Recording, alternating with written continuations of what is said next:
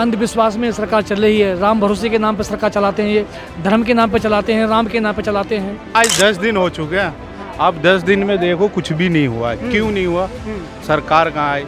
यानी कि बाबा को सपोर्ट कर रहे हैं। फिर जब से देश में राजनीति धर्म से हुई है, उसी समय से देश का उत्पीड़न होना शुरू हुआ है।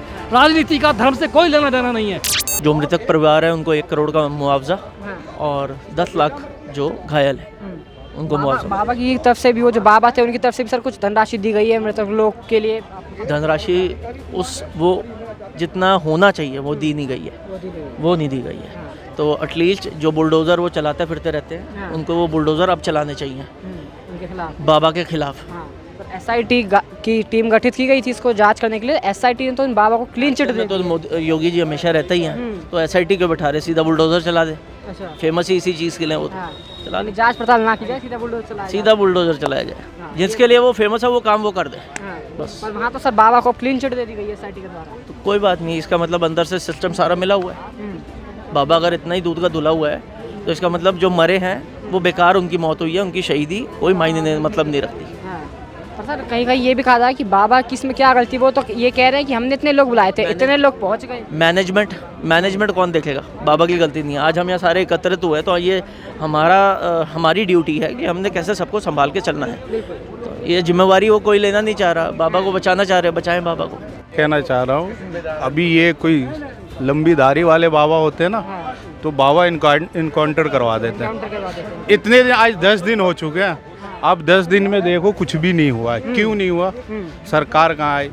यानी कि बाबा को सपोर्ट कर रहे हैं। फिर बात तो यही है, वरना क्यों नहीं हुआ?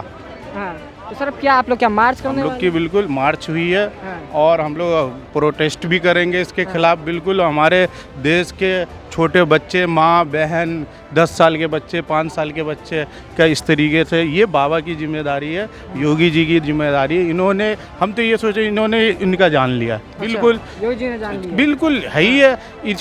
इनका सरकार की जिम्मेदारी होती है। अगर कोई बड़ा प्रोग्राम या कुछ भी होता है तो हमारे जो है हिंदुस्तान के जो कानून है, जो सिस्टम है, उसके हिसाब से चलाया। अब हमारे 1000 से, मैं ये कहता 500-1000 के लोग मरे हैं, लेकिन ये क्या बता रहे हैं कि 150 दो। बिल्कुल ही नहीं, मैं बता रहा हूँ, मेरा दिल कह रहा, मैं तो देखा है। हम लोगों को जहाँ हमारे भी जानने वाले वहाँ रहते हैं, तो इस तरीके से हम लोग को जहाँ तक लगता है 500 से 1000 लोग मरे हैं। आंकड़ा भी छुपाया जा रहा है। आंकड़ा बिल्कुल छुपाया जा रहा है। तो यार क्या डिमांड है सर आप लोग? देखिए, बिल्कुल मैं योगी जी से यही कहना चाह रहा हूँ, अगर आपसे सरकार नहीं चल रही है, आप इस्तीफा दो। इस तरीके से गरीबों को इस तरीके से मर रहे हैं। और जो बाबा है, ये हिंदुस्तान के अंदर में हर कोने में बैठे हुए इस तरीके के बाबा, इन पे इंक्वायरी होनी चाहिए हर जगह। जो बाबा ऐसे बैठे हुए लोगों का माइंड चेंज करते हैं और इस तरीके से तुम्हारा ये है वो, इन लोगों को पकड़ के जेल करनी चाहिए। इसमें हम यही कहना चाहेंगे, ये तो सारी बातें बिल्कुल आपको स्पष्ट दिखाई दे रही है कि ये साकार हरि बोल भोले बाबा ने जो सत्संग का आयोजन करवाया था, आयोजकों ने 80,000 की परमिशन ली, 2.5-3 लाख लोग उसमें आ गए और प्रशासन ने वहाँ कोई व्यवस्था नहीं की। ना तो हेल्थ की व्यवस्था थी, ना पुलिस की व्यवस्था थी, ना आपका मतलब कोई व्यवस्था प्रशासन की तरफ से संतोषजनक नहीं थी। अगर संतोषजनक व्यवस्था होती, कानून व्यवस्था का, लाइन ऑर्डर का अगर वो ध्यान रखते, तो मैं मानता हूँ कि इतने लोगों की हत्या नहीं, मतलब इतने लोग मरते नहीं, वहाँ पर कंट्रोल हो सकता था। और दूसरी बात यह है कि ये जो सरकार है केंद्र में भी और प्रदेश में भी सब बाबाओं पे चल रही है। अंधविश्वास में सरकार चल रही है। राम भरोसे के नाम पर सरकार चलाते हैं, ये धर्म के नाम पर चलाते हैं, राम के नाम पर चलाते हैं। तो इस देश में कानून व्यवस्था नाम में कोई चीज़ नहीं है, लाइन ऑर्डर नहीं है इस देश के अंदर। कानून जो देश कानून से चलता है, भारतीय संविधान से चलता है। संविधान का मतलब क्या है? ये लोग संविधान को जानते ही नहीं, तो ये मानेंगे तो तब। और उसका परिणाम यह है कि जहाँ वहाँ 124 लोगों की मृत्यु हो गई, जिसमें 103 महिलाएं, बच्चे भी हैं, पुरुष भी हैं, और हज़ारों की संख्या में लोग घायल हुए हैं। अब हमारी तो मांग सिर्फ यही है कि एक तो देश जो है कानून से चलना चाहिए, भारतीय संविधान से चलना चाहिए। दूसरी मांग यह है कि जो मृतक लोग हैं उनको 1 करोड़ रुपया की धनराशि उनके परिवारों को दी जाए, घायलों को 10 लाख रुपया दिया जाए, और जो जो असंवैधानिक जितने भी आयोजन हैं देश में उस पर अंकुश लगाया जाए, उनको अनुमति परमिशन नहीं दी जाए ताकि ऐसी घटनाएं पुनः देश में घटें।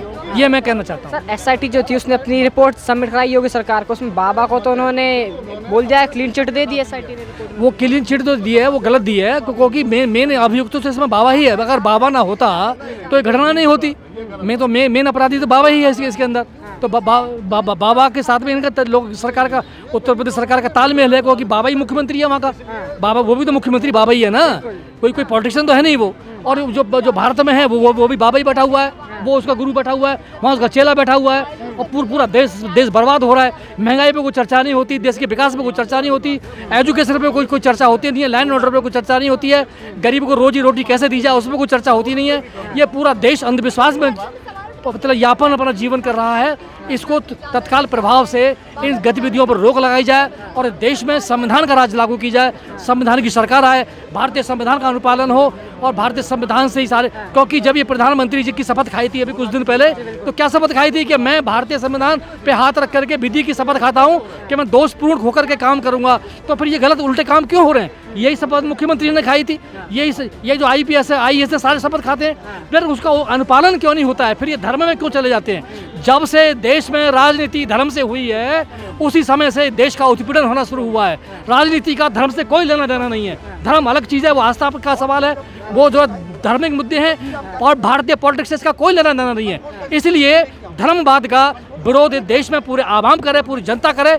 मैं तो कहता हूँ जब जिस दिन आवाम खड़ा हो जाएगा इनका विरोध करने के लिए, इनके बाप दादे भी मुख्यमंत्री और मंत्री प्रधानमंत्री नहीं बन सकते। और EVM का भी हमने विरोध किया था, आज भी हम EVM का विरोध करते रहेंगे। इस देश में चुनाव जो है बैलेट पेपर से किया जाए, जो भारतीय संविधान में व्यवस्था है।